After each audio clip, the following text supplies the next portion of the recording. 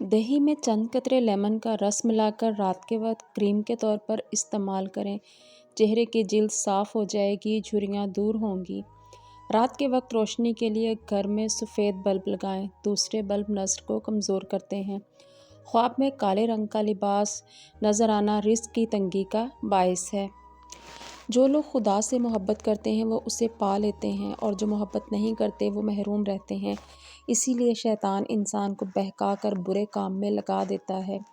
अगर आप अपने जिस्म की कमज़ोरी दूर करना चाहते हैं और बेतहाशा ताकत चाहते हैं तो दालों का इस्तेमाल ज़्यादा किया करें। डेंगू के मरीज़ को हर 2 घंटे बाद बकरी का दूध पिलाया जाए तो इंशाल्लाह शिफा मिलेगी। सुबह का नाश्ता ना करने से बदन की कमज़ोरी होना शुरू हो जाती है, और जिस्म में ताकत भरने के लिए अखरोट का हलवा खाने से हर किस्म की कमज़ोरी दूर होती है। भुना हुआ लहसुन खाने से सेहत अच्छी रहती है और कोलेस्ट्रॉल कम होता है और ब्लड प्रेशर से निजात मिलती है। इसलिए भुना हुआ लहसुन ज़रूर खाना चाहिए। मोबाइल फ़ोन को कभी भी अपने तकिए के बिल्कुल पास मत रखें, और ना ही सोते वक्त अपने पास रखें। रेडिएशन आपकी सेहत के लिए नुकसानदेह हो सकती है। इसी तरह से रात को सोने से कुछ देर पहले भी मोबाइल देखना बंद कर देना चाहिए, वरना सुबह उठते वक्त आपकी आंखों में शदीद दर्द महसूस हो सकता है। सर्दी के मौसम में भारी कपड़े, कंबल या लिहाफ से मुंह ढककर ज़्यादा देर नहीं सोना चाहिए। ये हमारी सेहत के लिए इंतहाई नुकसानदेह हो सकता है। बॉडी को ऑक्सीजन अच्छे तरीके से नहीं मिलती और ब्लड सर्कुलेशन मुतासर होती है। इसी तरह मोज़े पहनकर सोना या टोपी पहनकर सोना भी सेहत के लिए इंतहाई नुकसानदेह हो सकता है। इससे दिमागी सेहत भी कमज़ोर होती है। इसलिए कंबल से या रज़ाई से मुँह बाहर निकाल कर ही सोना चाहिए। जिन लोगों को सर्दी के मौसम में बार बार ठंड लग जाती है, नज़ला ज़ुकाम और खांसी से परेशान रहते हैं, उन्हें शहद, काली मिर्च और अदरक का इस्तेमाल रोज़ाना अपनी खुराक में ज़रूर करना चाहिए। स्कूल जाने वाले बच्चों को सुबह थोड़ी सी चाय में अदरक और शहद डालकर देने से स्कूल जाने वाले बच्चे सुबह सुबह सर्दी से महफूज रहते हैं। नींबू अगर पड़े पड़े सूख गए हों और उनमें से रस कम निकलता हो तो उन्हें गर्म पानी में थोड़ी देर के लिए भिगो दें, और फिर इन्हें काट कर इनसे जूस निकाल लें तो लेमन जूस ज़्यादा निकलेगा। नींबू के छिलके फेंकने की बजाय इन्हें सुखाकर पीस लें और इनमें नमक और काली मिर्च शामिल करके अगर आप दांतों के लिए एक मंजन बनाकर रख लेते हैं और इसे दांतों पर सुबह शाम इस्तेमाल करते हैं तो दांत मोतियों की तरह जगमगाने लगते हैं। इसी तरह नींबू के छिलकों को आप उपटन में भी इस्तेमाल कर सकते हैं।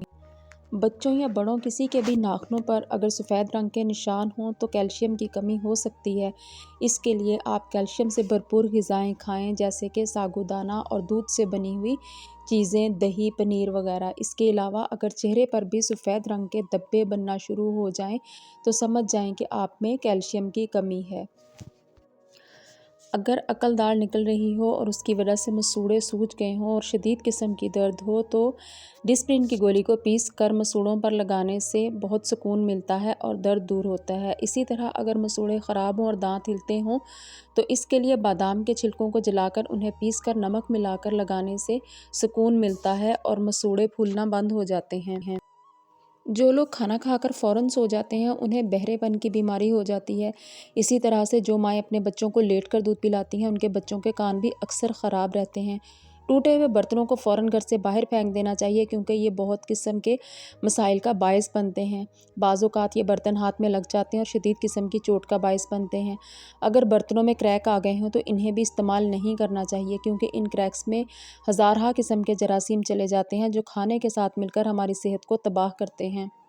अगर किसी को लकवा हो जाए तो उसे कबूतर का गोश्त खिलाने से चंद दिनों में ही आराम मिल जाता है। इसी तरह अगर गैस की वजह से पेट में शदीद दर्द हो तो थोड़ी सी अजवाइन फाँक कर गर्म पानी पी लेने से पेट दर्द से आराम मिल जाता है।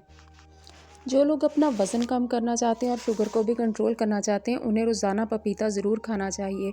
पपीते में पाए जाने वाले ग़िज़ाई अज्जा इम्यूनिटी को बूस्ट करते हैं, बीमारियों से बचाते हैं और वज़न कम करने के साथ साथ शुगर को कंट्रोल करने में बहुत ही हेल्पफुल होते हैं। अगर आप कमर दर्द से बचे रहना चाहते हैं तो आप जब भी बैठें तो अपनी कमर की हड्डी को सीधा करके बैठें, झुक कर नहीं बैठना चाहिए। इससे आप बुढ़ापे तक कमर दर्द का शिकार नहीं होंगे।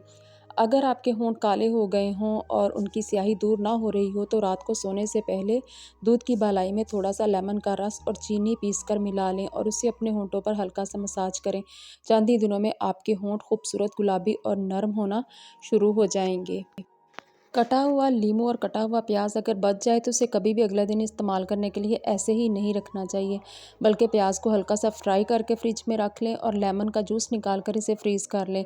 क्योंकि कटे हुए प्याज और कटे हुए लेमन जब आप ऐसे ही रख देते हैं तो इसमें कई किस्म के जरासीम पैदा हो जाते हैं, जो कि इस्तेमाल करने पर हमारी सेहत के लिए नुकसानदेह हो सकते हैं।